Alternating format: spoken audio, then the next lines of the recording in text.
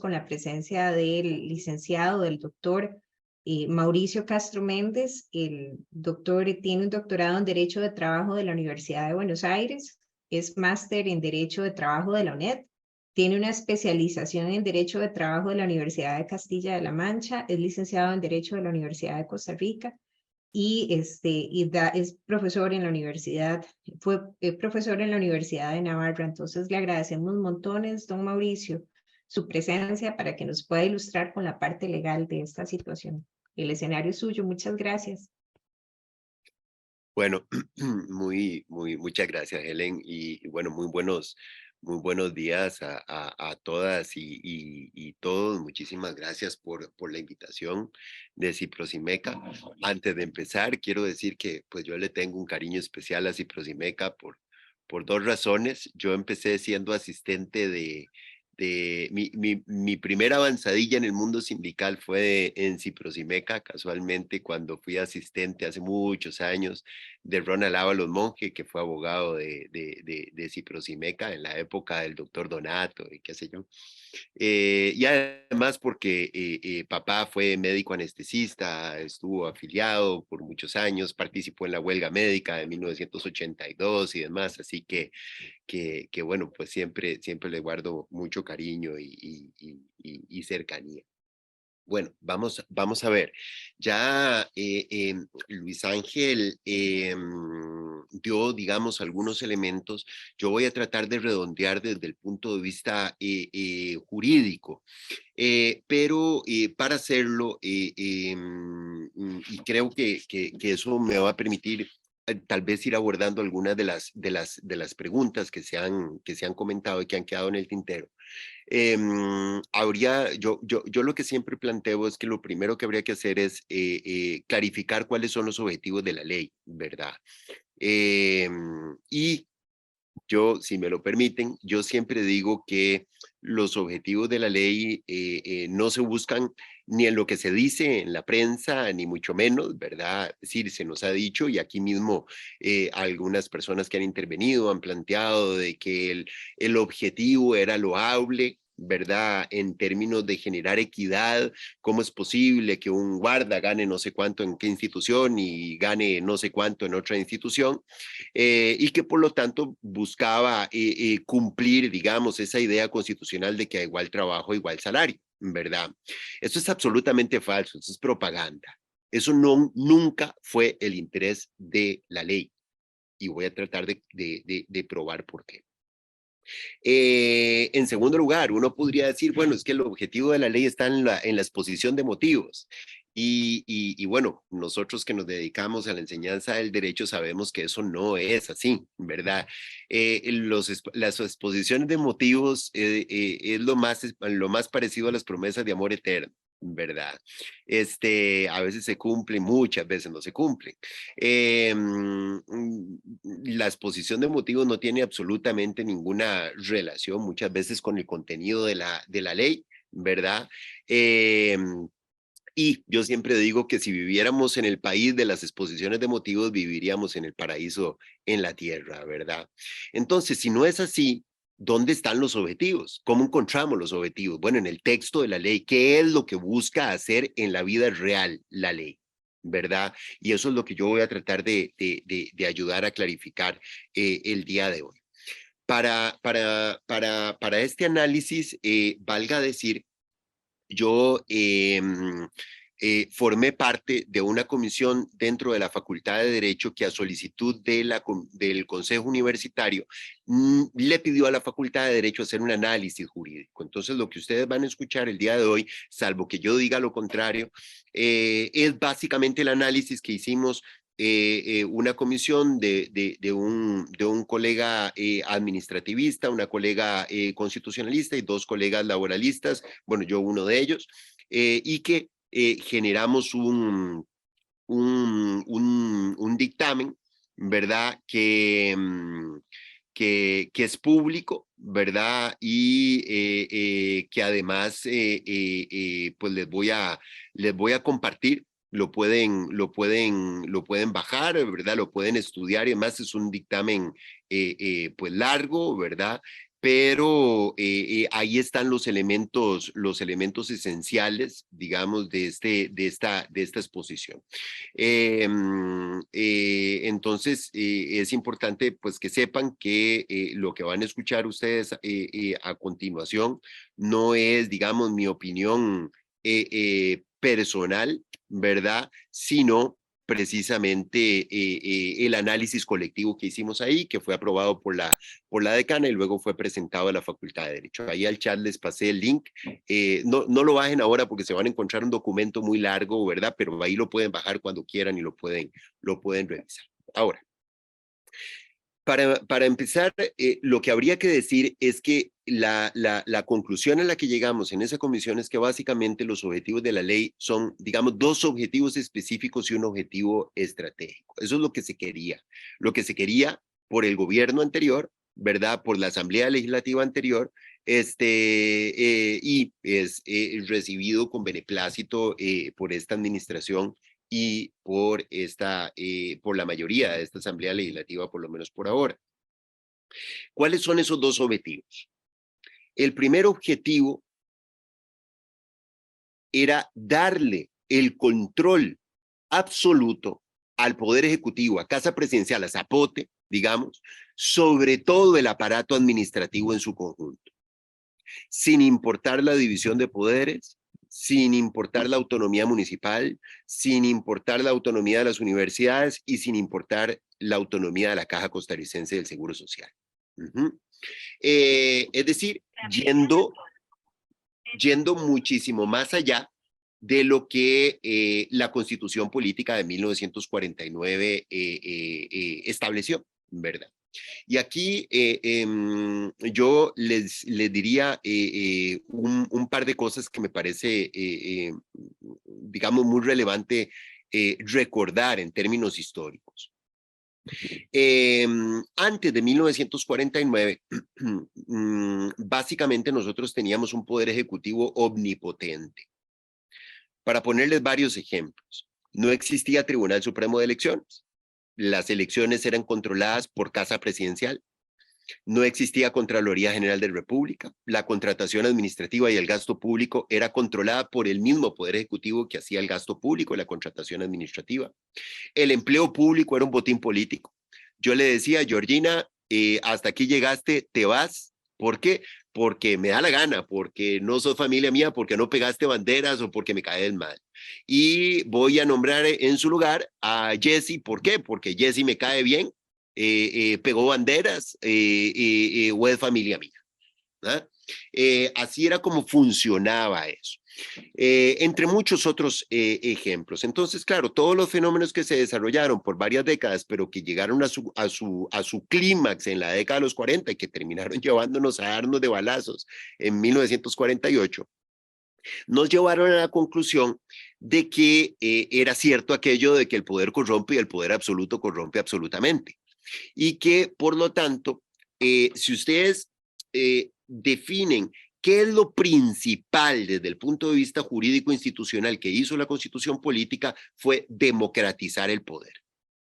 Es decir, lo que dijo es, vamos a establecer una serie de entidades con independencia o niveles de autonomía tales que no le van a permitir al Poder Ejecutivo seguir metiéndose en diferentes áreas de especialización.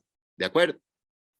Entonces así es como se mantuvo, que ya se había creado, pero bueno, la caja estaba dando sus primeros pasos todavía en la década de los 40, pero se mantuvo la autonomía de la caja, se reforzó la autonomía municipal de los gobiernos locales, se llevó al máximo la autonomía universitaria, ¿verdad? Se reforzó la independencia de poderes, se creó la Contraloría General de la República, ¿verdad? Que primero se llamó Tribunal de Cuentas y demás. Entonces, aquí hay una primera cosa que habría que decir. Muchas veces, cuando a las distintas instituciones públicas que tienen algún nivel de independencia o autonomía se les quiere poner contra la pared, se les dice, bueno, pero es que ustedes se creen islas. Ustedes se creen islas, como que si no fueran parte de Costa Rica, además. Y entonces nos ponemos como gato panza arriba, tratando de defendernos. cuando lo correcto a decir es sí, somos islas, y si a usted no le gusta eso, vaya a reforme la Constitución, porque fue la Constitución de 1949 la que nos creó como islas. Ojo, que cuando uno habla de una isla está vinculada al planeta Tierra por agua, mar y aire, ¿verdad? No es que estamos hablando de otro planeta, pero somos islas, precisamente porque, por ejemplo, en el caso de la Caja, se planteó el manejo de nuestras pensiones y el manejo de la salud pública tiene que ser técnico-político y no se puede permitir un manoseo desde el punto de vista del Poder Ejecutivo, por ejemplo, respecto de la plata de las pensiones o de las políticas de salud pública, y así en muchas otras instituciones. Bueno, entonces, volvamos al primer objetivo. La ley lo que quería era romper, digamos, ese marco institucional y darle el control o devolverle el control al Poder Ejecutivo regresando a la situación previa a 1949, a la Constitución de 1949. Y el instrumento clave para esos efectos era la rectoría de Mideplan, ¿verdad? Crearle un poder muy fuerte, muy potente a Mideplan para controlar, dirigir, reglamentar, evaluar, sancionar a todo el aparato público independientemente de esa división de poderes o de esas autonomías especiales. Así es como se diseñó en la ley y así es como se estableció. Ahora, cuidado acá con esto, porque hay varios temas que es importante aclarar y yo siento que todavía en la Caja no se tiene mucha claridad a la hora de distinguir estos dos elementos. Veamos este primer objetivo específico, ¿verdad? De dar de control a Mideplan como que si fuera una rueda de una bicicleta, siendo la bicicleta la ley de empleo público. Esa es la primera rueda de la bicicleta. Y Mideplan, siendo esa rectoría de Mideplan, siendo el instrumento, el mecanismo para lograr eso. Pero ese tema se le consultó a la Sala Constitucional. Ustedes recordarán que cuando era proyecto de ley, la Ley Marco de Empleo Público, se le consultó a la Sala Constitucional y la Sala Constitucional señaló que cerca de o más de 30 artículos de la ley eran inconstitucionales. Y básicamente lo que señaló es que el darle ese poder a Mideplan al Poder Ejecutivo para intervenir en el funcionamiento interno de estas entidades, poderes independientes y entidades con autonomía superior, caja, municipalidades y universidades, violaba la Constitución política, ¿verdad? En los términos que ya planteamos. Entonces no hubo más remedio para los diputados y para el gobierno anterior que modificar la ley y establecer básicamente que esa rectoría no aplicaba, ¿verdad? En los términos que ya mencionamos, de control, de evaluación, de reglamentación, de evaluación, etcétera, a estas entidades, es decir, a los poderes de la República y sus órganos, por ejemplo, la Contraloría General de la República, que saltó a la fama en este tema en esta semana, ¿verdad?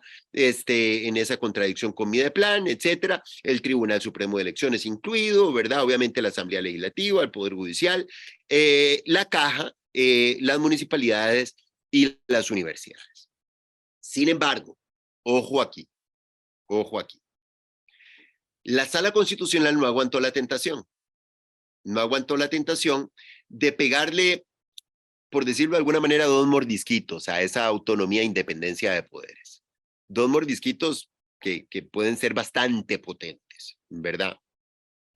El primero de ellos fue decir, bueno, es que, vamos a ver, en realidad, ciertamente la Caja, por ejemplo, tiene autonomía, pero esa autonomía no cobija necesariamente a todos sus funcionarios y funcionarias.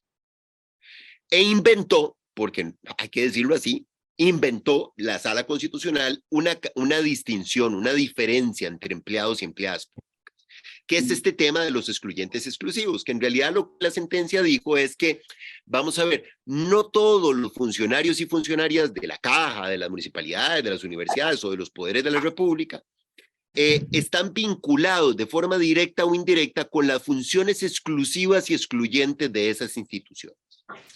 Y que por lo tanto, ese nivel de independencia o ese nivel de autonomía solo cobija a los funcionarios y funcionarias que están vinculados de manera directa o indirecta con esas funciones excluyentes y exclusivas de la institución.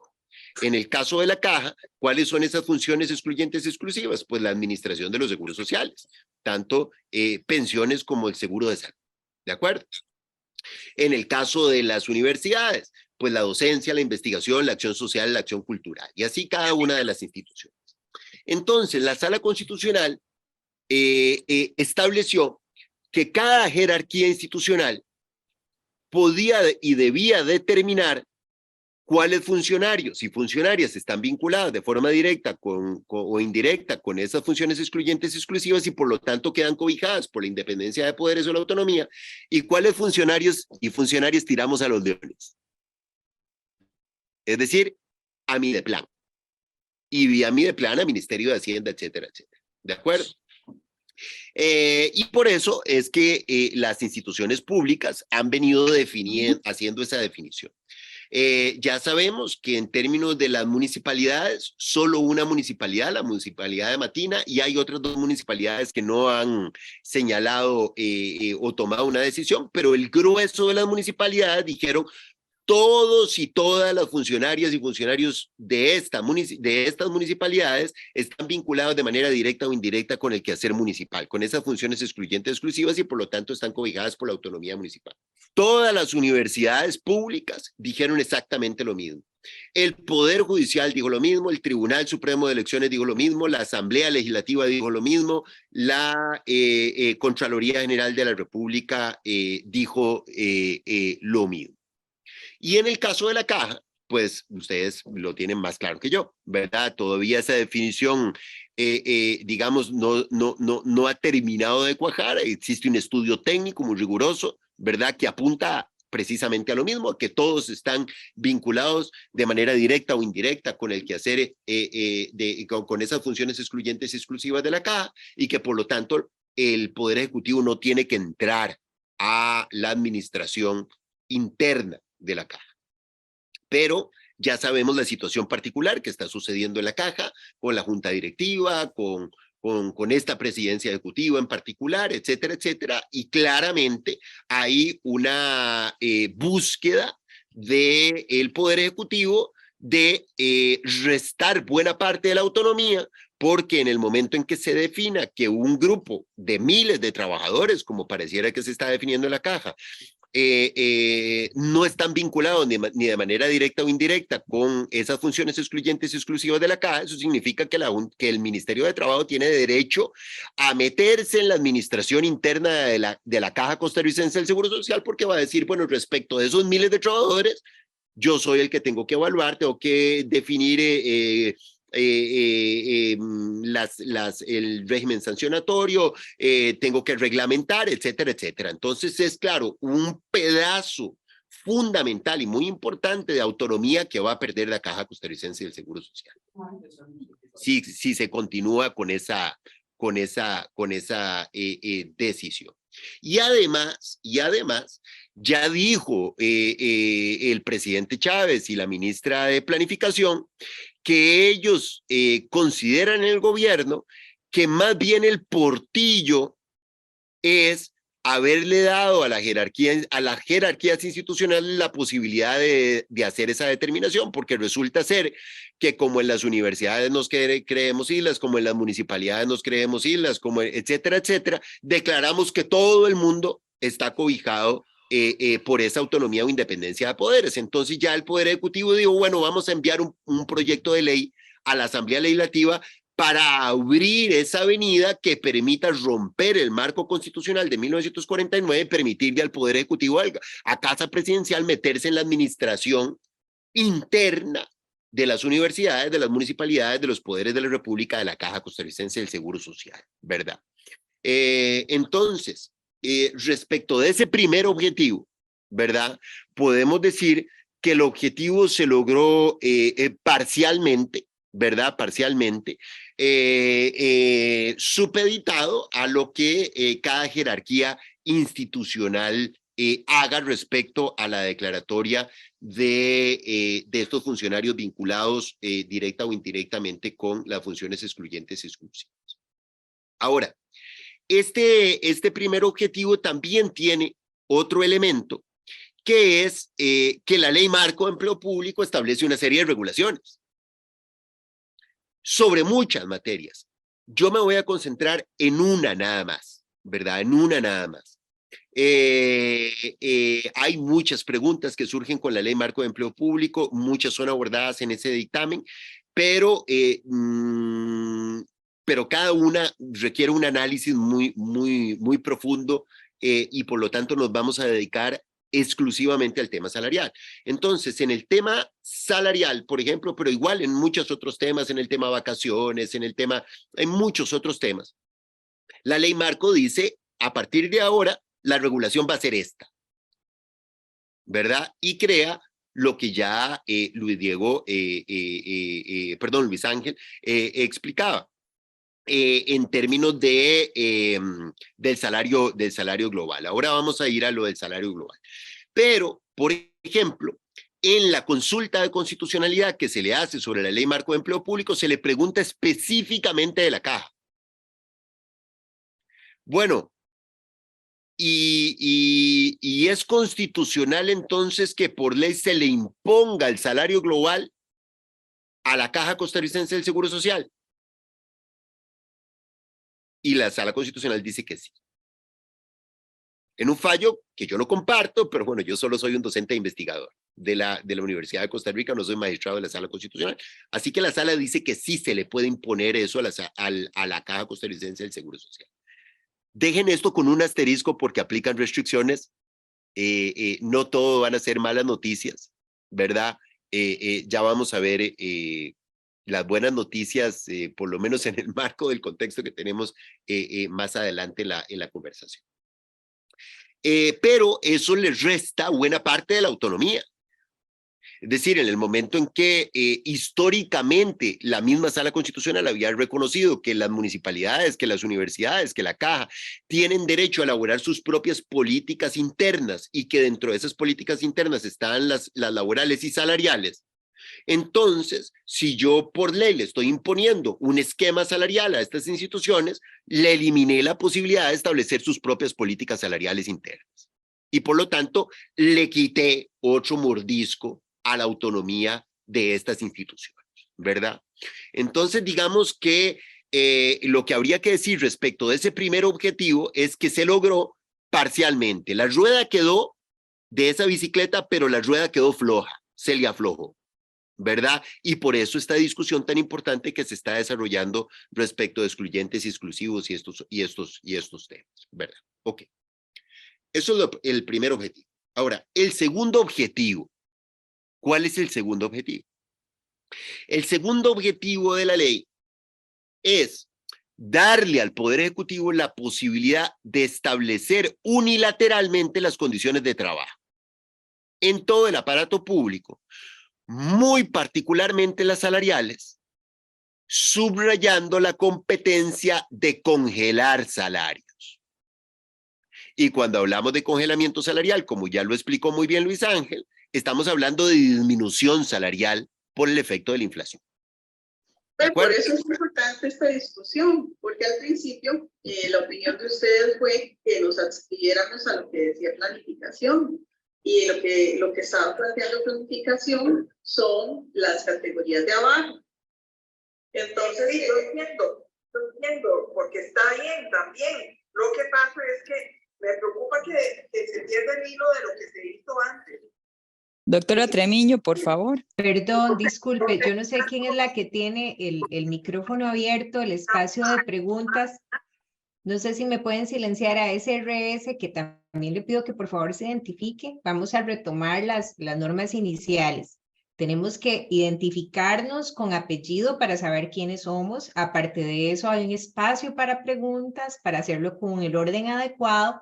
Y además, cuando nos vamos a identificar, tenemos que decir quiénes somos, en qué hospital trabajamos, cuál es nuestra profesión, porque aquí habemos 5 gremios, habemos microbiólogos, farmacéuticos, psicólogos, odontólogos y médicos. Entonces es importante para que el panelista, para que el charlista pueda saber cómo orientar también de acuerdo a la profesión.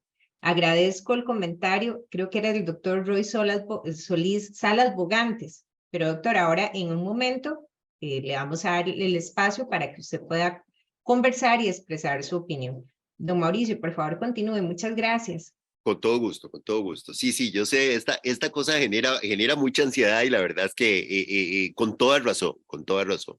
Pero sí, vamos a tratar de aclarar todas las dudas que estén a nuestro alcance.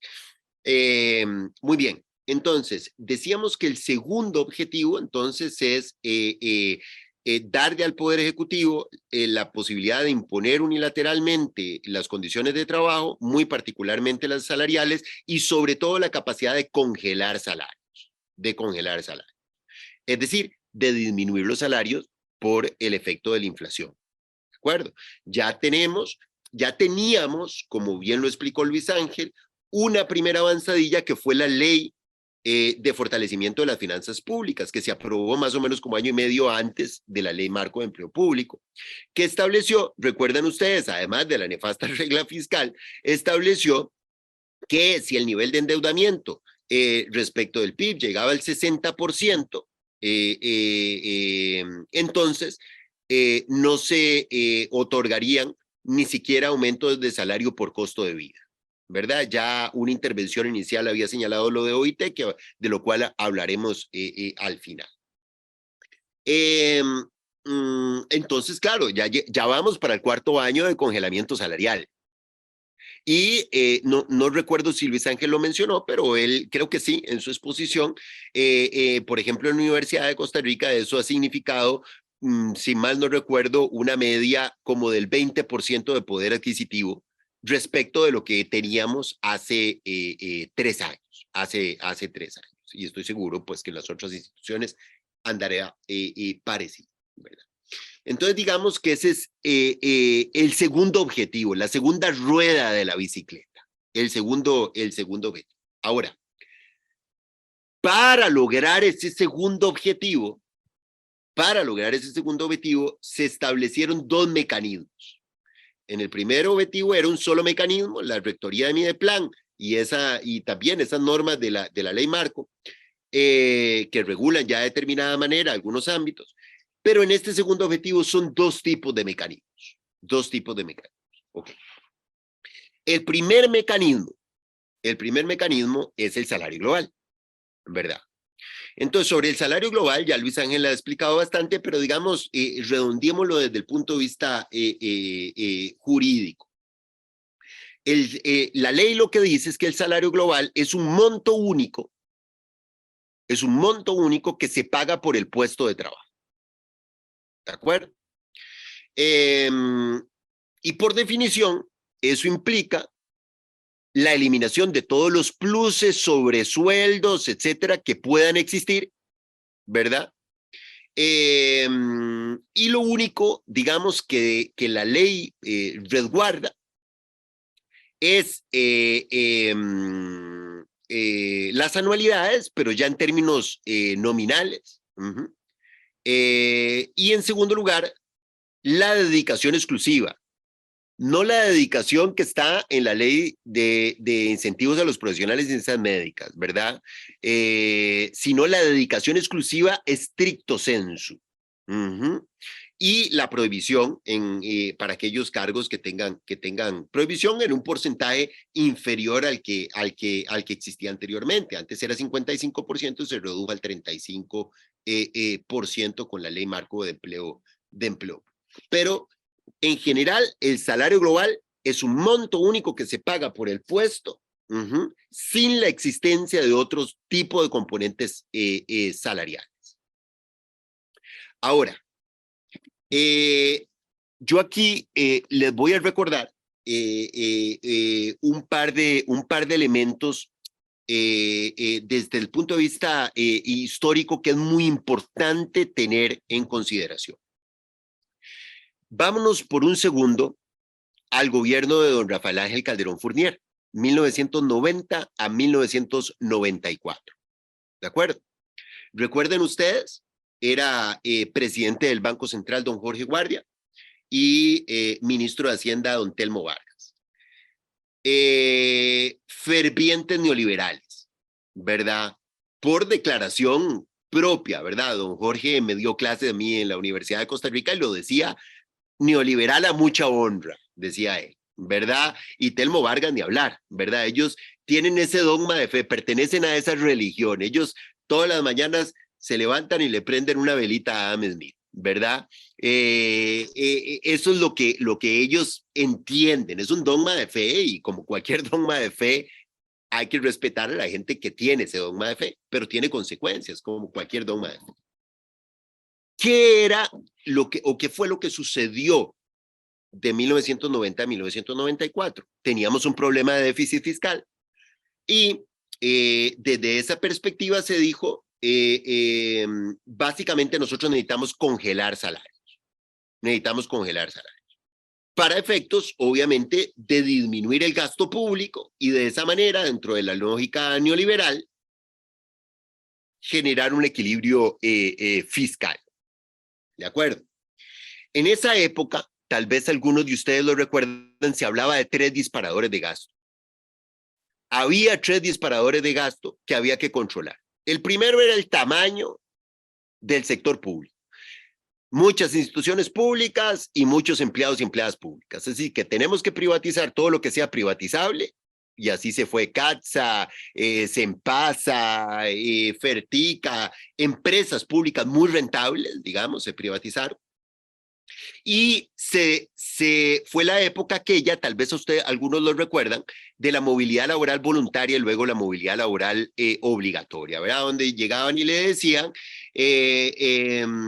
Flannery, si vos renunciás al empleo, yo te voy a pagar un poquito más de cesantía de la que te corresponde, y si vos no renunciás voluntariamente, igual te voy a echar, ¿verdad? Es decir, movilidad voluntaria y si no, obligatoria. Y con eso se disminuyó, bueno, se privatizaron instituciones y se disminuyó buena parte del empleo público. A eso se le denominó en esa época la fuga de cerebros. Tal vez ustedes lo recuerdan, donde muchas instituciones expulsaron, ¿verdad?, a la gente más capacitada en esas instituciones o con más experiencia, ¿verdad? Y hay muchas instituciones que no se han logrado reponer de esa primera estrategia. La segunda, el segundo disparador de gasto eran los regímenes de pensiones especiales con cargo al presupuesto nacional. Entonces fue la época aquella donde se creó la ley marco de pensiones y se eliminaron el régimen de pensiones de Hacienda y un montón más. Y el tercero era, tal vez algunos de ustedes lo recuerdan, los laudos arbitrales. En esa época estaba prohibida la negociación de convenciones colectivas de trabajo.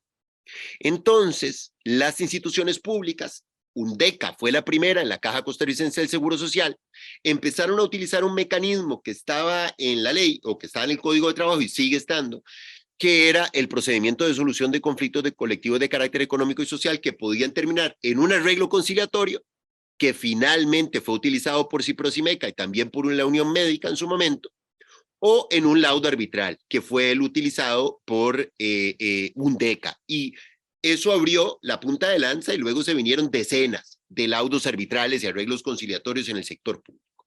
¿Por qué les cito esto en este momento? ¿Por qué les cito esto en este momento? Volvamos a Telmo Vargas y a Jorge Guardia. Ellos querían congelar salarios y disminuir los salarios en términos reales. Pero resulta ser que como había laudos arbitrales, en ese momento estaban cerradas las convenciones colectivas de trabajo, pero había laudos arbitrales y arreglos conciliatorios que establecían incentivos y pluses salariales. Esos incentivos y pluses salariales establecidos en los laudos y en los arreglos conciliatorios perforaban ese congelamiento salarial que quería Jorge Guardia y Telmo Vargas. ¿De acuerdo? Entonces, claro, le pusieron la mira a los laudos arbitrales y bueno, eso siguió otra ruta, pero ya no me voy a meter a eso que nos desvía. ¿Por qué hago ese antecedente? Bueno, porque esa lección se aprendió muy bien. Entonces, como bien lo señalaba Luis Ángel, se empezó a trabajar por muchos años, ya en los 2000, la idea en aquel momento del salario único. No se le llamaba el salario global, sino el salario único. ¿Cómo funcionaba eso? Yo llegaba y le decía a don Adrián Soto, vea, don Adrián, usted tiene un salario, pongamos cualquier número, no importa, usted tiene un salario de 1,5 millones de pesos. Usted recibe 800,000 pesos de salario base y 700,000 pesos en pluses. No se preocupe, don Adrián. Si usted se pasa al salario único, le vamos a seguir pagando 1,5 millones, solo que ya no tan desordenado como eso, salario base y pluses y todo, sino un único monto, salario único. Así que usted no va a perder nada. Y don Adrián se quedaba pensando, decía, bueno, la verdad es que ¿cuál es el problema? Mucho enredo con todo eso, los pluses y demás. Si a mí me van a dar igual, me paso. Segundo, decían, vea, el traslado al salario único es voluntario. Yo no voy a afectar a los nuevos. El que quiere, a los viejos, el que quiere se pasa. Sí se lo vamos a aplicar obligatoriamente, pero solo a los nuevos. Y además, puede ser que vos salgas ganando.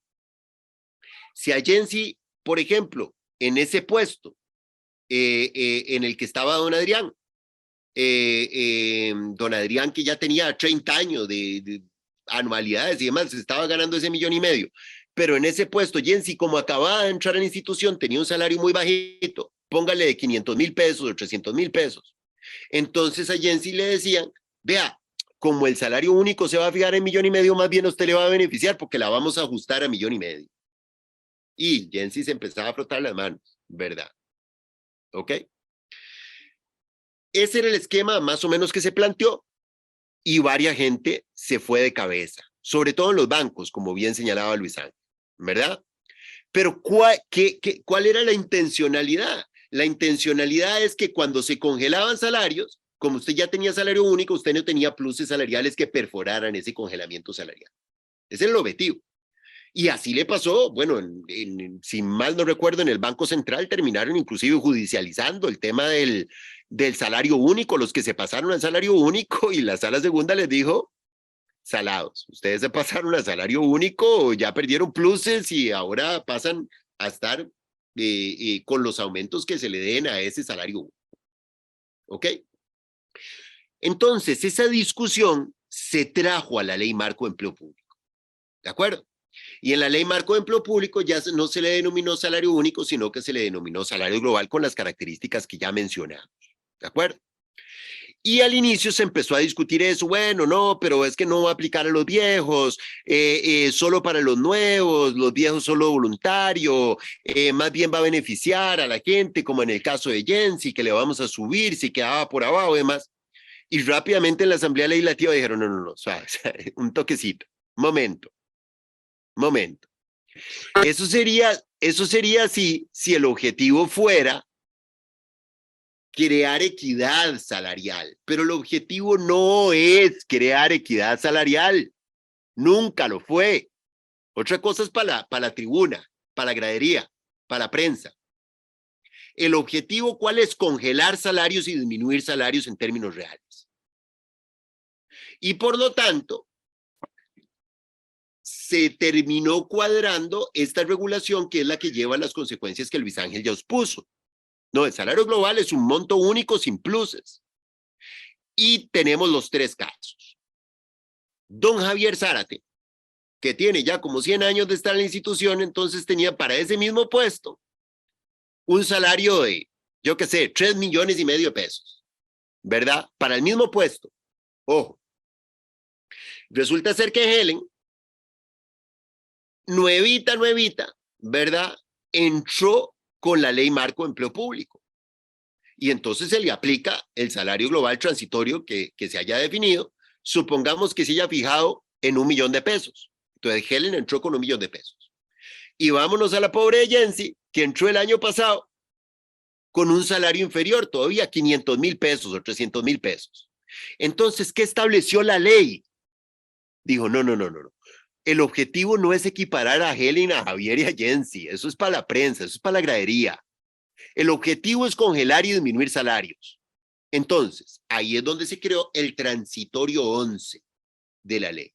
El transitorio 11, ¿qué es lo que dice? Vea, Javier, usted que está ganando 3,5 millones, no le vamos a disminuir el salario a 1 millón o a 1,5 millones, no me acuerdo qué fue lo que di, ¿verdad? Porque eso sería inconstitucional. Sino que lo que vamos a hacer es que le vamos a congelar su salario. Usted va a quedar con un salario compuesto, sí, pero congelado. Y usted no va a recibir un 5 de aumento por ningún concepto hasta que Helen la alcance, hasta que el salario global te alcance. ¿Ok? Eso está en el transitorio 11, lo puede leer. Y ahí es donde vienen estos números de congelamiento de 1 año, 2 años, 3 años, 19 años, 27 años, 100 años si es necesario, hasta que el salario global llegue al salario de Javier. Y mientras tanto, tu salario congelado, obviamente disminuyendo en términos reales por el efecto de la inflación. ¿Y qué pasa con Jensi? Ah, bueno, pero a Jensi se lo vamos a subir. Tenía a Jensi un salario de 300,000 pesos, le habíamos fijado un salario global de 1 millón de pesos, ¿se lo vamos a subir a 1 millón de pesos? No. La otra parte del transitorio 11 dice que en el caso de Jensi, como quedó por debajo del salario global, no se lo vamos a ajustar y Jensi solo va a tener aumentos por anualidades, que además son anualidades nominales, hasta que alcance a Helen, hasta que alcance ese salario global. En el momento en que lo alcance, si es que lo llega a alcanzar, se pasa al salario global. Y ya vimos que en el ejercicio que Luis Ángel hizo en la Universidad de Costa Rica, más bien en muchos casos, se va separando y Jensi cada vez se va alejando más del salario global. Ese es el esquema. Así es como quedó la ley. Así es como quedó la ley. Aprovecho para decir algo. Alguien dijo al inicio, ¿verdad?, sobre la posibilidad de irse de la institución y volver. Entonces, si quedaba por debajo, irse y volver con el salario global. Eso es desastroso desde todo punto de vista. Solo pensarlo. Por una razón muy sencilla. Si usted renuncia al empleo, pierde la cesantía. Para empezar. Así que usted ya concedió eso, ¿verdad? Pierde su auxilio de cesantía del preaviso porque usted está renunciando al empleo. Se va. ¿De acuerdo? En segundo lugar, la ley establece un marco regulatorio y no puede la Caja Costarricense del Seguro Social ni ninguna otra institución venir a establecer un marco regulatorio distinto al de la ley.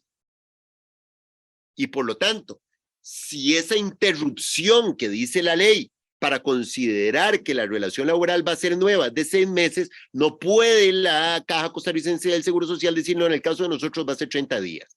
Eso sería ilegal. Eso sería ilegal. ¿De acuerdo? Y además,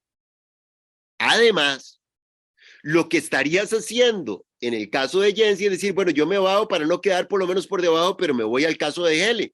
Y Helen va a quedar con el salario global, pero sujeto a los aumentos salariales generales que se den. ¿Por qué? Porque ya no va a tener pluses que puedan perforar ese congelamiento salarial.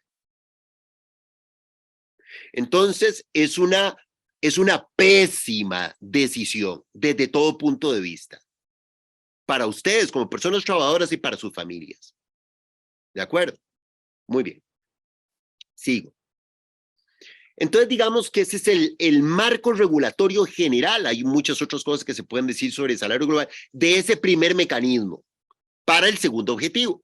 Recuerda, el segundo objetivo era la imposición unilateral de las condiciones laborales, particularmente las salariales, y sobre todo la posibilidad de congelar y disminuir salario.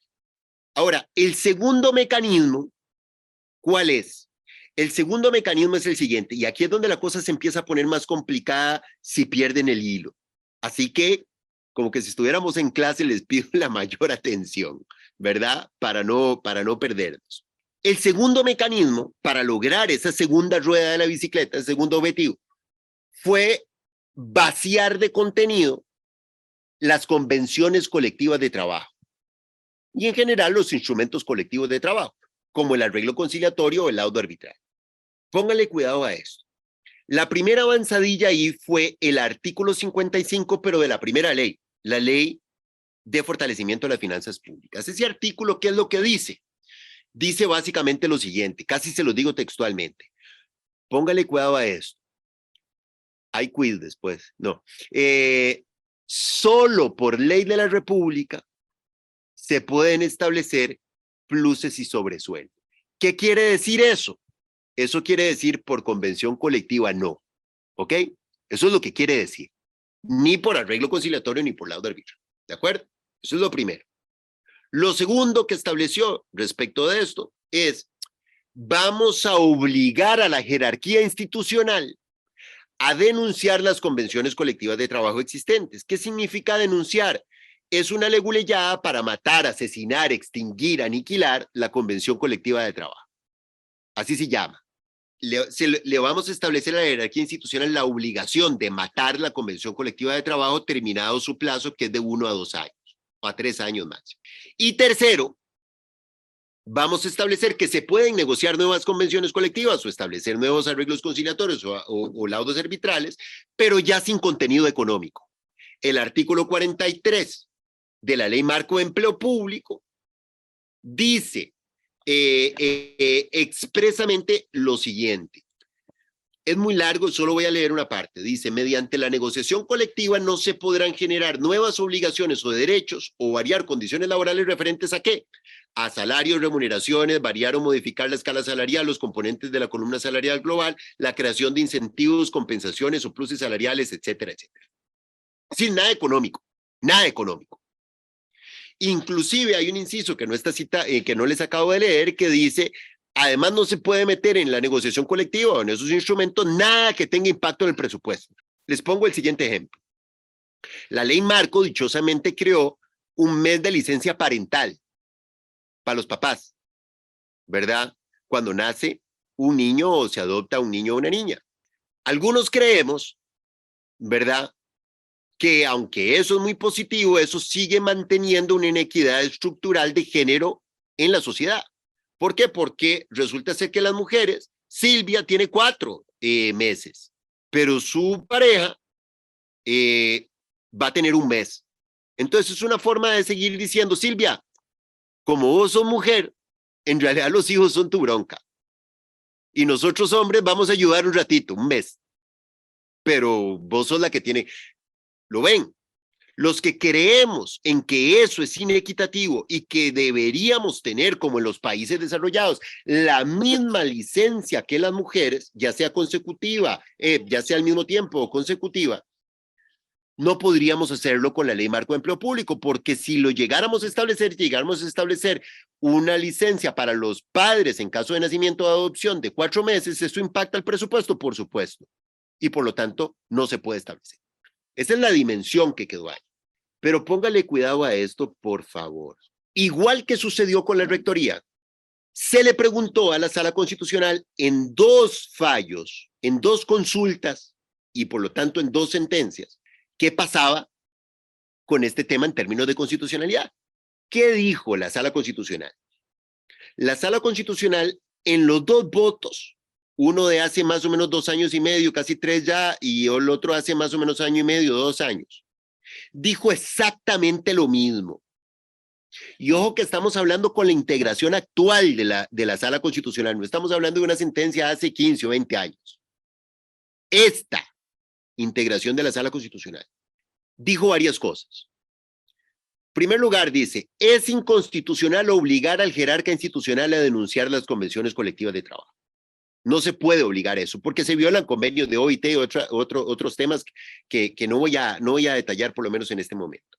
De manera tal que la denuncia de convenciones colectivas, tal y como está en el Código de Trabajo, es una posibilidad. Es decir, cuando termina el plazo de vigencia de la convención, un jerarca institucional, si quiere, puede denunciar la convención y se genera un conflicto con el sindicato, ¿verdad? Y el sindicato verá si deja que se denuncie la convención o no.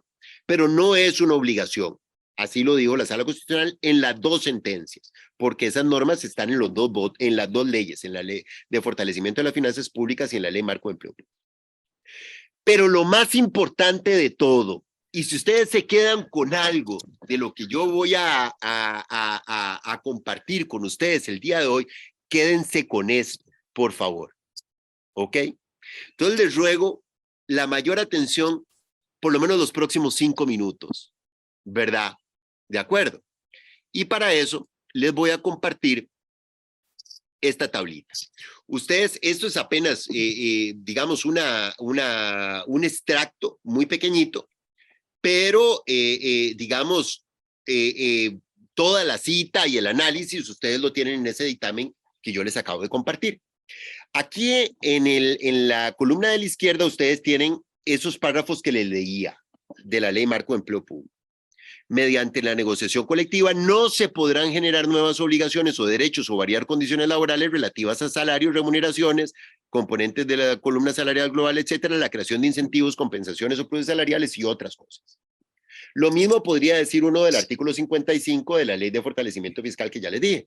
Solo por ley de la República se pueden crear pluses y sobresueldos.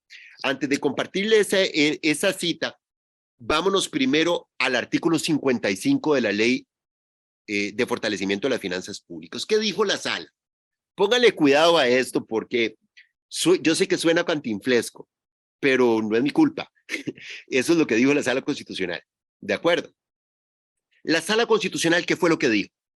La sala dijo a la hora de resolver esta primera consulta sobre el artículo 55, ese que dice que solo por ley de la República se pueden crear pluses y sobresueldos, dijo esto. Primero lo explico, me gusta explicarlo así. Si ese artículo consultado dijera blanco, como en efecto dice, sería inconstitucional. Pero como yo, sala constitucional, voy a entender que ahí donde ese artículo dice blanco, en realidad dice negro, la norma no es inconstitucional. ¿Ok? Eso, el término leguleyo para explicar eso se llama interpretación conforme. Es decir, cuando la Sala Constitucional recibe una acción de inconstitucionalidad, puede decir, esta norma es inconstitucional, esta norma es constitucional, o puede decir, si usted la interpreta así es inconstitucional, pero si la interpreta así es constitucional. ¿Qué dijo respecto del primer artículo? Ese que dice que solo por ley de la República se pueden crear pluses y sobresueldos. Póngale cuidado a esto. Dijo, si ese artículo dijera, como en efecto dice, que solo por ley de la República se pueden crear pluses y sobresueldos, sería inconstitucional. Pero yo, Sala Constitucional, voy a entender que ese artículo no dice eso. Yo, Sala Constitucional, voy a entender que ese artículo dice otra cosa. Y por lo tanto no es inconstitucional. ¿Qué dice ese artículo según la Sala Constitucional? Dice, según la Sala, ese artículo dice, para los funcionarios públicos que realizan gestión pública administrativa, que son los jerarcas institucionales, los representantes patronales, etcétera, etcétera, que tienen prohibida el derecho a negociar convenciones colectivas de trabajo, solo por ley de la República se pueden crear pluses y sobresueldos. Es decir, básicamente digo que ese artículo no es inconstitucional si no se aplica para el resto de funcionarios y funcionarias públicas, los que no somos la jerarquía institucional, por decirlo de alguna manera. ¿Por qué?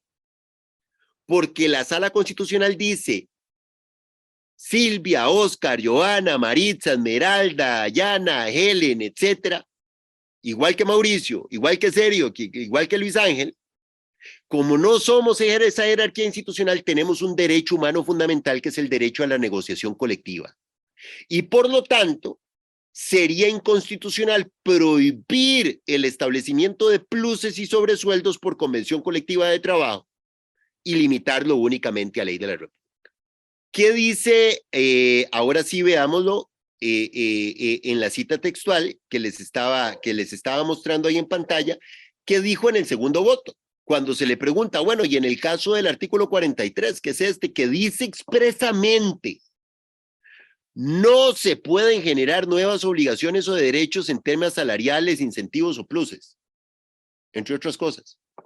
Vea lo que dice la sala.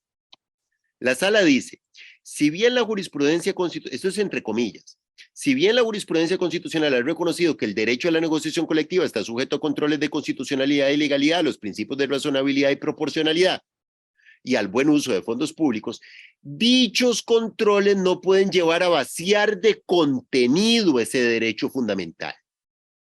Dice más adelante, en este sentido se ha admitido la posibilidad de reconocer incentivos salariales o sobresueldos.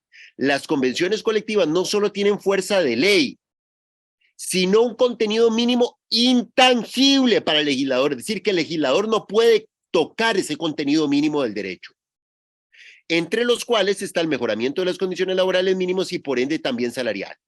Y concluye la sala, se puede concluir que las normas consultadas, el artículo 43 no tiene vicios de constitucionalidad, en el tanto las nuevas obligaciones o derechos obtenidos al alcance de la convención colectiva se ajusten a los principios de razonabilidad, proporcionalidad, etcétera.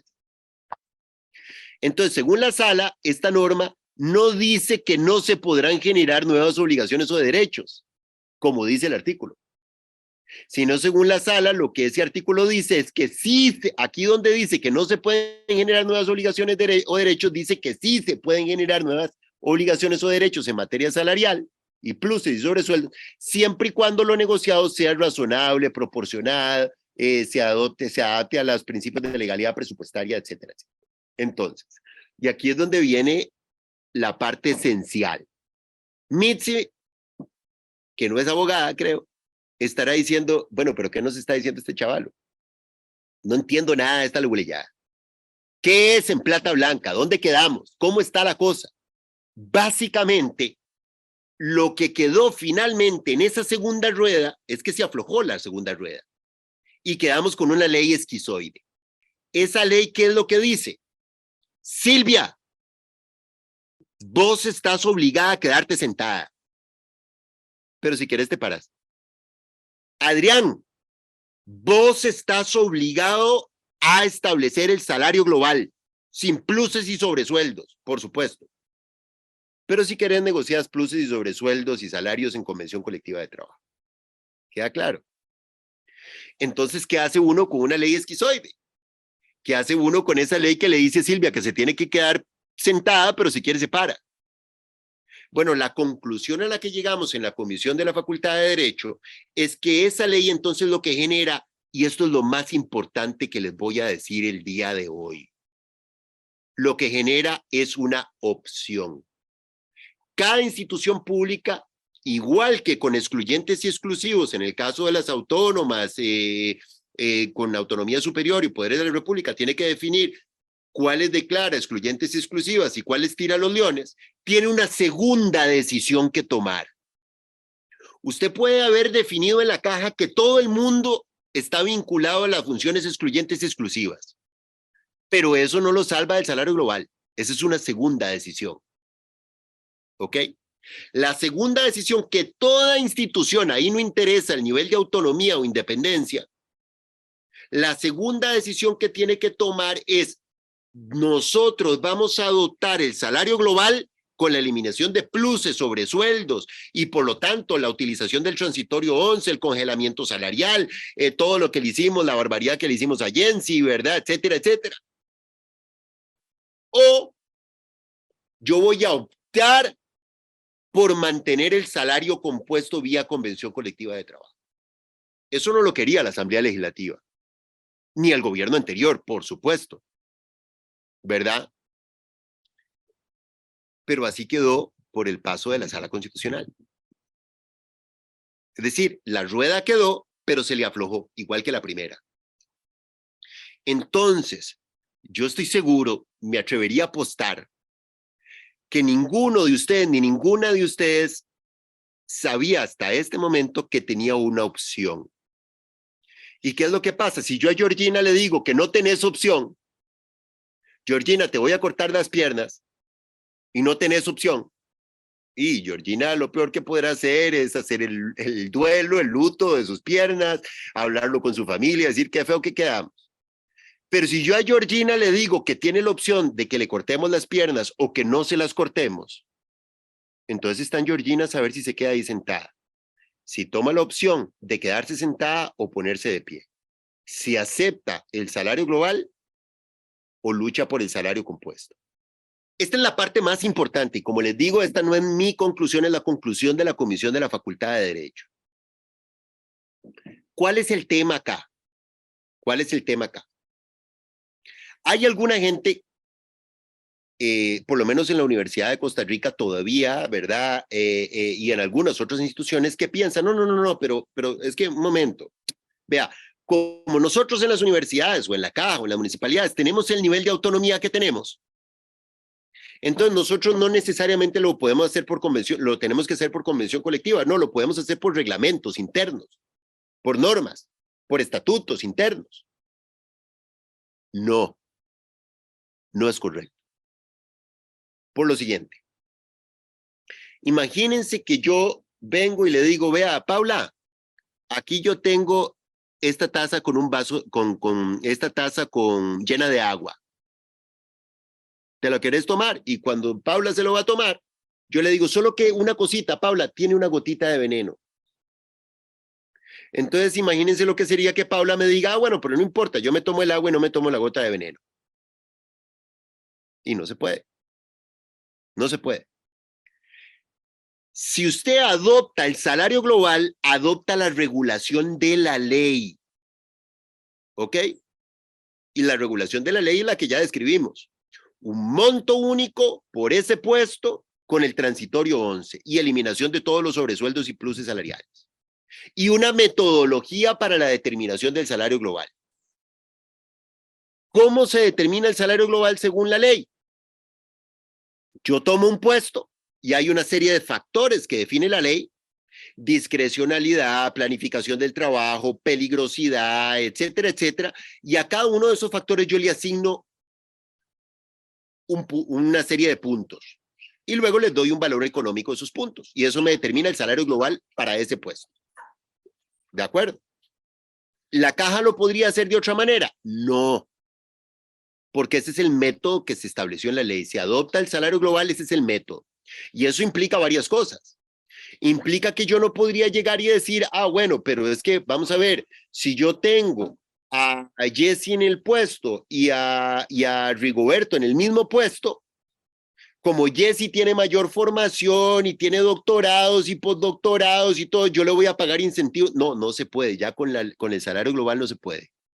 Si están en el mismo puesto, a mí no me importa que Jesse tenga toda la formación habida y por haber, tienen que tener el mismo monto. Y no se puede hacer de otra manera.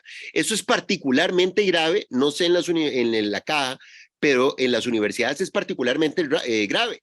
Si yo soy un profesor instructor y Sergio es catedrático, pero los dos estamos dando el mismo curso, estamos nombrados como docentes, Sergio en este momento por carrera académica se le paga que él tiene doctorado, postdoctorado, publicaciones, habla no sé cuántos idiomas, etcétera, etcétera. En cambio yo como profesor instructor apenas estoy dando mis primeros pasos y demás, y entonces me pagan menos. Eso se prohíbe con el salario global. ¿Por qué? Porque si Sergio, aunque sea catedrático, y yo sea profesor de primer ingreso, estamos en el mismo puesto, nos tienen que pagar el mismo monto, sin importar la formación. Entonces, no es posible que la Caja Costarricense del Seguro Social o las municipalidades o las universidades digan, no, nosotros vamos a mantener el salario global, pero distinto a la ley marco. No, nosotros vamos a mantener un salario compuesto, pero lo vamos a hacer por reglamento. No, no se puede, sería ilegal. Y ya recuerden que la sala dijo que es constitucional imponerle el salario global a las universidades, a la Caja, a las municipalidades y demás. La única válvula de escape, la única salida vigente al día de hoy, yo no sé qué va a decir la sala constitucional mañana, pero al día de hoy la única válvula de escape que está disponible para todas y todos ustedes es la negociación colectiva, por medio de la cual ustedes pueden mantener un salario compuesto y los pluses que correspondan siempre y cuando sean razonables, proporcionales, etcétera, etcétera. En este momento la ley tiene esas dos opciones. A pesar de lo que diga la Asamblea Legislativa, el Poder Ejecutivo y demás, fue lo que definió la Sala Constitucional. Entonces, póngale cuidado a eso. Cada una de esas dos opciones tiene medio vaso lleno y medio vaso vacío. Si la Caja llega a optar por el salario global, tiene medio vaso lleno. ¿Cuál es medio vaso lleno? Y que el señor presidente Chávez, la ministra de Planificación, la Contraloría, la Procuraduría, los medios de comunicación les van a aplaudir y los van a felicitar. ¿De acuerdo? ¿Cuál es el medio vaso vacío? Que la Caja va a perder la posibilidad de definir la política salarial interna y se van a mantener esas inequidades que se expresaban en los números que nos presentaba Luis Ángel. Con alguna gente con el congelamiento salarial por años o décadas, ¿verdad? Lo cual le impactará no solo su salario, obviamente, sino también su pensión, obviamente, ¿verdad? Su pensión.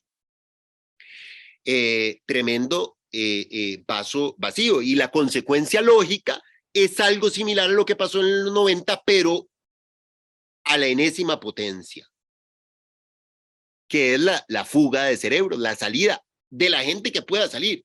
Ya ustedes tenían esa conversación con Luis Ángel de qué gente encontrará en el mercado algo mejor remunerado y con mejores condiciones que en el sector público, ¿verdad?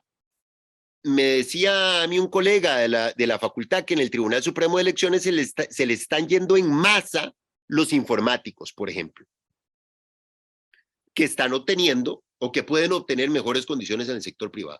Pero ahí no todo el mundo lo va a tener, ¿verdad? Esa posibilidad. Lo voy a retomar ahora en mi cierre en 5 minutos y termino. Y la segunda, si la caja llegara a optar por mantener el salario compuesto vía convención colectiva de trabajo, también eso tiene medio vaso lleno y medio vaso vacío. ¿Cuál es el medio vaso lleno? 10 espejo del anterior. La caja no va a perder su política salarial, no vamos a establecer esas iniquidades, no vamos a congelar salarios, etcétera, etcétera, etcétera. Y por lo tanto podemos limitar la posibilidad de la fuga de cerebros o la expulsión de personas trabajadoras del empleo público. Y por lo tanto también vamos a limitar el deterioro en el servicio público en instituciones tan fundamentales como la Caja Costarricense del Seguro Social. Tremendo vaso lleno, ¿verdad? Ahora, ¿cuál es el medio vaso vacío de esa opción? Hay medio vaso vacío de esa opción. Aquí no hay ninguna solución perfecta. Aquí no hay ninguna, como un tiro de una bola de básquetbol que entró sin tocar el aro. ¿Cuál es el medio vaso vacío de esa opción? Y va a ser espejo del medio vaso lleno de la otra. Ustedes no van a recibir la felicitación del presidente de Chávez, ¿verdad? Sino uno de esos poemas que nos regala todos los miércoles, ¿verdad? Donde básicamente van a decir, después de todo se sabe que todos ustedes y todas ustedes son un montón de vagabundos vividores y privilegiados. Y nosotros también, en la Universidad de Costa Rica, porque sabemos que el sector público es ineficiente por naturaleza, el sector privado es eficiente por naturaleza, ahí sí trabajan y ustedes no trabajan. Ya lo ha venido planteando. Así que eso se va a reforzar, pero lo va a decir también la ministra de Planificación, el Ministerio de Trabajo, la Contraloría, la Procuraduría y los medios de comunicación. Y la segunda parte del vaso vacío, yo no les voy a mentir. Yo no les voy a mentir. ¿Cuál es la segunda parte del vaso vacío de esa segunda opción? Que es que si ustedes llegaran a negociar una convención colectiva en la Caja, ustedes me pueden decir, pero es que en la Caja no tenemos convención colectiva. Sí, pero la pueden tener perfectamente. Perfectamente. No hay ningún impedimento legal. Eso lo resolvió la reforma procesal laboral. Obviamente no se lo van a regalar, como no regalan nunca una convención colectiva de trabajo. A los trabajadores y a las trabajadoras en la historia de la humanidad, desde el siglo XVIII para acá, no les han regalado nada. Bueno, desde Espartaco, si quieren, para acá no les han regalado nada. ¿Verdad? Como decía Guido Vargas, secretario general de UPA Nacional, aquí la pelea es peleando, no hay otra. Ustedes no van a ir a decirle a la presidenta ejecutiva, es que nosotros queremos mantener el salario compuesto mediante convención colectiva y esperar que ella diga, ay, qué bueno que me lo dijeron, porque justo estaba pensando yo en lo mismo. No. Les va a decir, no se puede jurídicamente y si se pudiera jurídicamente no me da la gana. Yo quiero congelarles y disminuirles los salarios en términos reales aplicando el salario global. Entonces, ahí va a haber que hacer, como siempre ha sucedido en la historia de la humanidad del movimiento obrero, la necesidad de articular todos los esfuerzos de todos los sindicatos, no solo los profesionales, no solo los técnicos, no, de todos los sindicatos en una determinada institución y más allá, para generar las condiciones de que no quede más remedio que negociar lo fundamental para ustedes, porque José Miguel, lo que te está jugando vos y para tu familia es el todo o nada. Yo quiero enfatizar esto, la situación no es preocupante, es crítica. Si yo a José Miguel lo empiezo a empujar y a empujar y a empujar y a empujar, José Miguel tratará de evitar y se irá, pedirá ayuda y demás. Pero si ya lo llevé al borde del abismo y lo sigo empujando, y José Miguel tiene que tomar por lo menos dos decisiones: o se tira al abismo o deja que yo lo empuje, o se defiende. En esa situación estamos.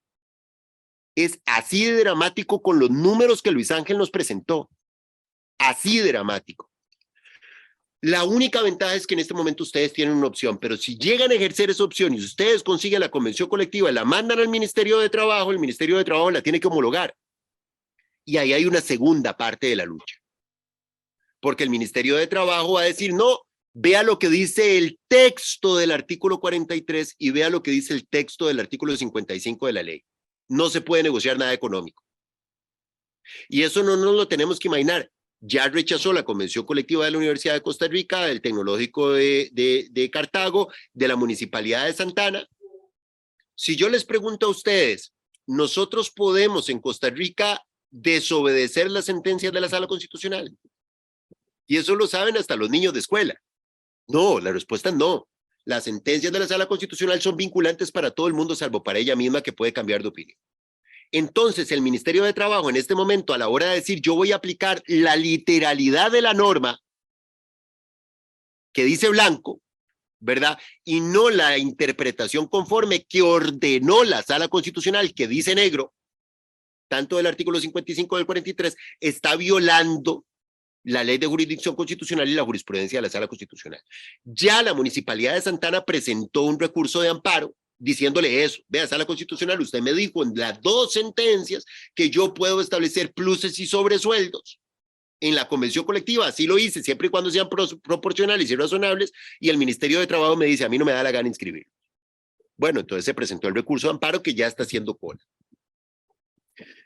Termino diciendo, vea, compañeras y compañeros, lo que nos estamos jugando acá es muchísimo para ustedes, para sus familias y para la institucionalidad costarricense, para el sistema educativo, para la Caja Costarricense, para las universidades públicas, para el AIA, para lo que usted diga. Lo que usted diga. De cómo salgamos librados de esta decisión dependerá lo que Costa Rica va a hacer en las próximas décadas. Así de sencillo. Desde mi punto de vista, es la decisión más importante que desde que yo tengo uso de memoria está en las manos de ustedes como personas y personas trabajadoras. La decisión más importante. Y termino diciendo, lo que me gusta siempre concluir es con un politólogo, ¿verdad? Albert Hirschman, que escribió en 1970 un libro que se llamaba Salida, Voz y Lealtad, muy famoso dentro de la politología. Parafraseando, básicamente lo que dice es que frente a cada política pública como esta, las personas tienen esas tres opciones: la salida, la lealtad o la voz. ¿Cuál sería la salida? Y que Rowland diga, véala, esto está horrible, esto está espantoso, yo consigo mejor chamba en el sector privado, me largo, compañeros, compañeras, ahí los dejo con ese paquetito y ojalá que la caja sobreviva. Esa es la salida. Es la salida, la solución individual, que es la única en la que hemos pensado hasta ahora porque no sabíamos que teníamos la opción.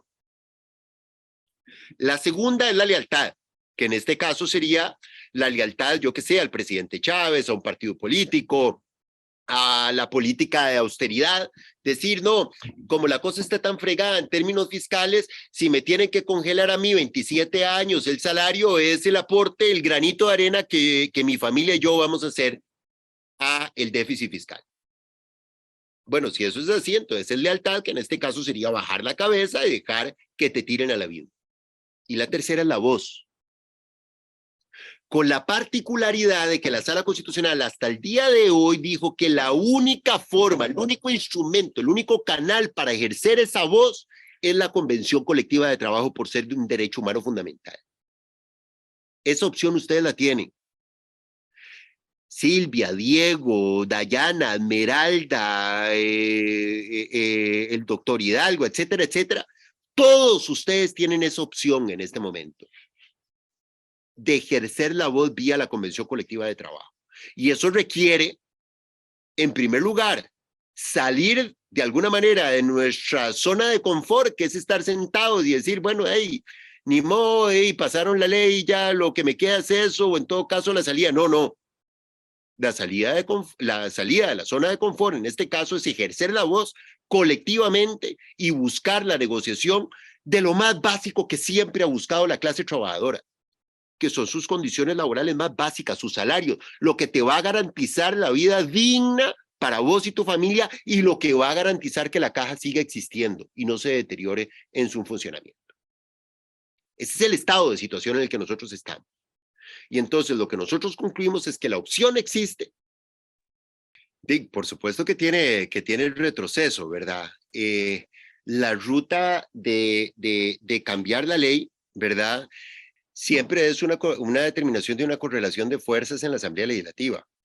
Entonces hagan sus propios números, pero ustedes perfectamente pueden, digamos, pensar en derogar la ley o en modificarla o hacerle una modificación excluyendo a X o Y institución y demás, pero bueno, eso es un proyecto de ley que puede ser bloqueado, que puede ser limitado, obviamente un proyecto de ley de esa naturaleza en esta administración y en esta Asamblea Legislativa, no solo no recibiría una vía rápida, sino que sería bloqueado por miles de mociones, ¿verdad? Y si se llegara en el hipotético caso a aprobar, no le quepa la menor duda de que el presidente Chávez la vetaría, ¿verdad? Pero bueno, es una opción jurídicamente abierta. Precisamente yo estoy aquí en mi condición de funcionario público compartiendo el conocimiento que se genera en la universidad, ¿verdad? Para eso nos pagan y es lo que podemos perder, ¿verdad? Pero yo quería, digamos, subrayar dos cosas que me salen con relación a lo que vos decís. Una primera es que este trabajo de difusión de este análisis que hemos hecho desde la facultad lo venimos haciendo en muchos sectores y sindicatos. Por ejemplo, logramos ya que la APSE invitar a varios sindicatos.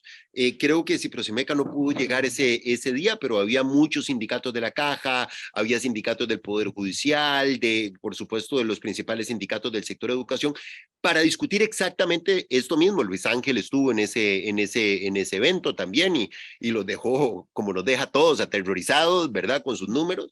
Y bueno, yo les planteé este análisis y además otro colega más desde el punto de vista de las normas internacionales y demás, pero yo pienso que en este momento empieza a haber ese momento de articular, de entender que esta lucha ustedes la tienen que ganar al interno de la Caja, pero que nos tenemos que acompañar las distintas organizaciones y todos los trabajadores del sector público. Va a ser una lucha muy difícil, por supuesto, en condiciones muy fregadas y en contextos muy difíciles, pero así ha sido siempre. Yo le citaba, lo segundo que me motivaba a tu participación es recordar a papá, precisamente, que falleció el año pasado.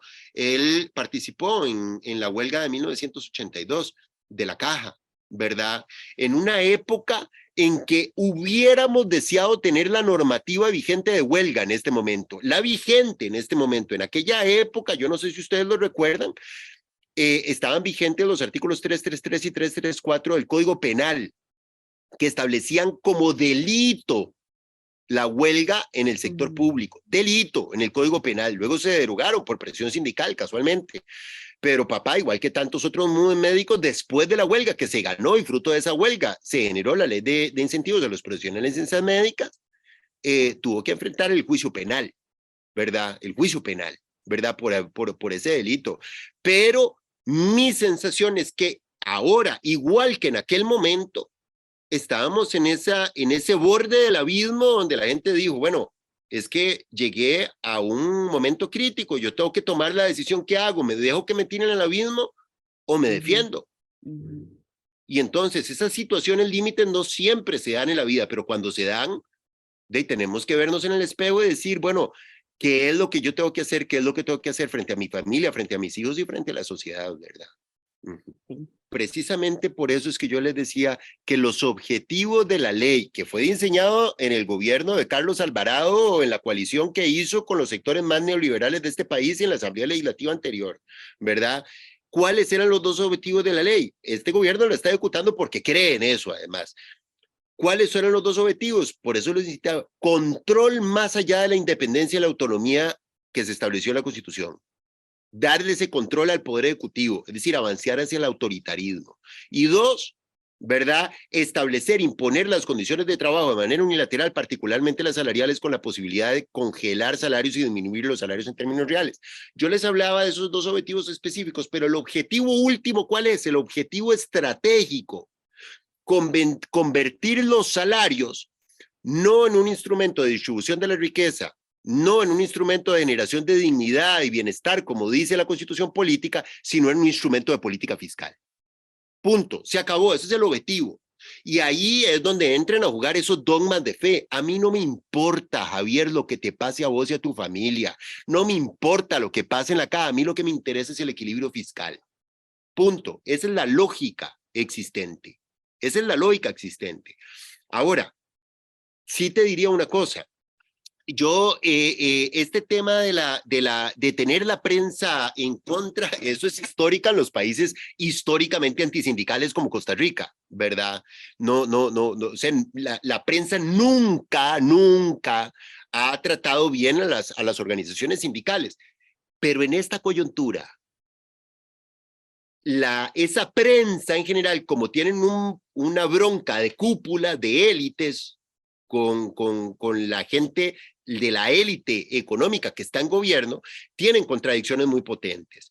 Y la forma en que la nación, o la nazi, como le digo yo de cariño, o Canal 7, Repretel, Vilmi Barra, Amelia Rueda, digamos, toda esa prensa hegemónica antisindical históricamente, nos ha tratado en esta coyuntura, ha sido con guantes de seda, por esa contradicción interna que tiene. Entonces, ojo que hay una coyuntura, eso puede variar en cualquier momento, pero hay una coyuntura propicia para eso. Y lo segundo es que el nivel de pasividad, esa pasividad viene cambiando. Yo solo les quiero decir dos cosas. En 1995, cuando se hizo aquella enorme huelga del magisterio, esa huelga se perdió. ¿La recuerdan? Siempre, yo recuerdo la dirigencia sindical que siempre insiste en que en el 1 de mayo de 1996, al año siguiente, no se pudo hacer ni una movilización. Lo que alcanzó es que para que unos 20, 25 dirigentes sindicales fueran al Monumento Nacional a poner un ramo de flores, porque el sindicalismo estaba muerto después de la derrota de esa huelga. Pero después de eso vino el combo del ICE, después de eso vino la lucha contra el TLC, después de eso vinieron muchas otras cosas. La lucha contra el RITEVE, la lucha de organizaciones, de movilización, etcétera, etcétera. ¿Qué es lo que sucede ahora? Nosotros tuvimos la mega huelga del 2018 contra la ley de fortalecimiento fiscal, precisamente denunciando estas cosas, y desgraciadamente tuvimos razón con regla fiscal y todas estas cosas. Esa huelga se perdió, ¿verdad? Si algo tuvo de excepcional el presidente Alvarado, es que estuvo dispuesto a despedazar su partido político con tal de quebrar la huelga. Y bueno, por eso es que ahora no tiene ni un diputado, ¿verdad? Y creo que bueno, no sé, no me quiero meter en eso, pero lo despedazó con tal de quebrar. Pero lo cierto es que perdimos esa huelga. Entonces es absolutamente claro y razonable y normal que después de una derrota así, igual que el 95, como el 2018, cueste volver a carburar. Cuesta volver a carburar. Igual fue después de la votación del TLC, cuando se perdió esa votación, por lo menos para los que estábamos con el no, costó mucho volver a carburar. Pero eso siempre es posible volver a hacer. Y ahora tenemos una ventaja. Si algo tiene positivo esto, es que esta ley nos mete a todos en el mismo saco. El interés del recolector de basura de la municipalidad con peor presupuesto de este país es exactamente el mismo que el del catedrático o el del especialista mejor remunerado en la universidad o en la caja. Es el mismo. Y el instrumento para ejercer la voz es el mismo. con los mismos intereses tanto para ese recolector de basura como para ese catedrático, como para ese especialista. Y eso genera una oportunidad, si la sabemos aprovechar. Que esta ley fue generada para generar equidad salarial, que es lo que se ha dicho en la prensa, ¿verdad? Y para mejorar el funcionamiento del sector público. Dayana, perdona, pero yo creo que eso no es así. Tenés que enfrentarte a esa realidad.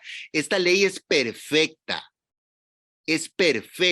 pero con esos otros objetivos que te decía, ¿verdad? Entonces ahí es donde te hace ruido. No, esta ley no fue generada para eso, fue generada precisamente para eso.